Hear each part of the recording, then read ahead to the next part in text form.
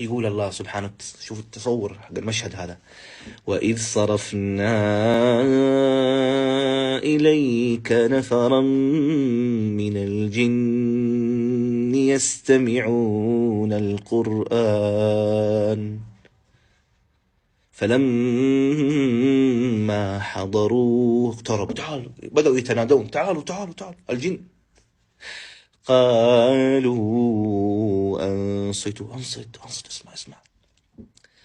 فلما قضي، يعني انتهى النبي عليه الصلاة والسلام من القرآن، ولوا إلى قومهم، رجعوا إلى قومهم. تخيلوا رجعوا بإيش؟ أقل ما يكون فيه أنهم بعد ما تأثروا بالقرآن يسلموا خلاص يا أبوي. فرق بين أنك تكون مسلم وبين أن تكون مسلم منذر داعية. تخيلوا، ما قال الله ولوا إلى قومهم مسلمين، لا، ولوا إلى قومهم منذرين، ودخلوا عليهم. قالوا يا قومنا، ترى سمعوا آيات بسيطة. أنا وإنت كم ختمنا القرآن؟ كم قرأناه في رمضان؟ كيف أثر فينا ولا ما أثر فينا؟ ولا قراءتنا كقراءة الشعر والقصائد، نقرأه هكذا استجلابا للحسنات، وما نعلم أنه وحي نزل من السماء السابعة لتستنير الأرض به، ونتقوى به ليثبتنا على هذه الفتن ويعيننا على هذه الحياة. لا، الجن ما استمعوا نفس الاستماع حقنا ولا قرأوا نفس القراءة حقتنا.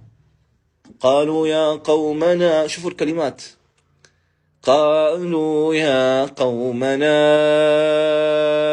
إنا سمعنا كتابا أنزل من بعد موسى، ترى سمعنا كتاب مصدقا لما بين يديه يهدي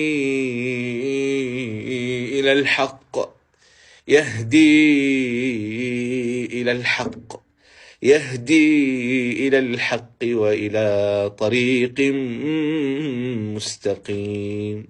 يا قومنا أجيبوا داعي الله، يا قومنا أجيبوا داعي الله، يا قومنا أجيبوا داعي الله، أجيبوا داعي الله وآمنوا به.